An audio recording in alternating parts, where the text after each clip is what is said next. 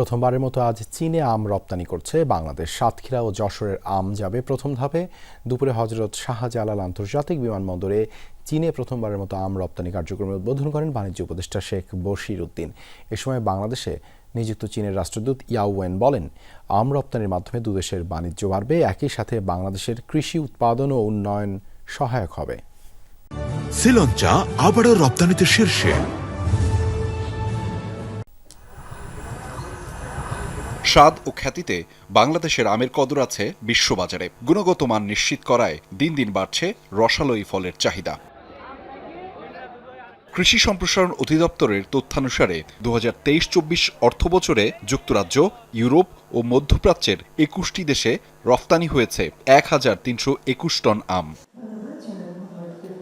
এরই ধারাবাহিকতায় প্রথমবারের মতো 10 টন আম রফতানি করা হলো চীনে। রপ্তানি কার্যক্রমের উদ্বোধন করে কৃষি উপদেষ্টা বলেন, চাষিদের উৎসাহিত করলেই উৎপাদন বাড়বে, বিমান ভাড়া কমাতে কাজ করবে সরকার।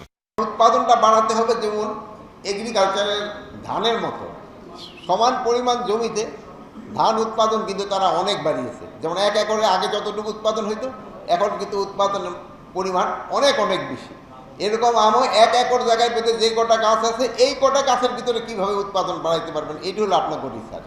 পরে বিমানবন্দরে বাংলাদেশে নিযুক্ত চীনের রাষ্ট্রদূত ইয়াওয়েন জানান, এই কার্যক্রমের মাধ্যমে দ্বিপাক্ষিক বাণিজ্য বাড়বে এবং বাংলাদেশের কৃষি উৎপাদন ও উন্নয়নে সহায়ক হবে তার দেশ।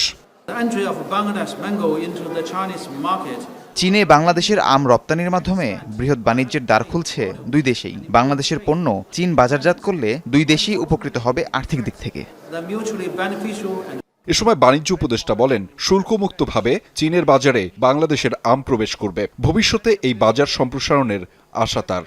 আন্তর্জাতিক যে কমপ্লায়েন্সের যে প্রয়োজনীয়তা আছে, এই প্রয়োজনীয়তাকে উপযোগী করে আমরা যে আন্তর্জাতিক বাজারে যাচ্ছি, এর মাধ্যমে আমরা আশা করি শুধু চায়না না, আমরা জাপান, যুক্তরাষ্ট্র এবং ইউরোপিয়ান ইউনিয়নেও এই আমাদের কৃষি পণ্য বিপণনে সক্ষম হব।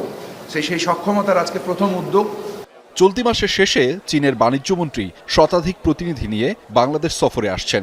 আশা করা হচ্ছে সফরে কৃষিসহ বেশ কিছু খাতে সমঝোতা স্মারক সই হতে পারে। আহমেদ রেজা, যমুনা নিউজ, ঢাকা।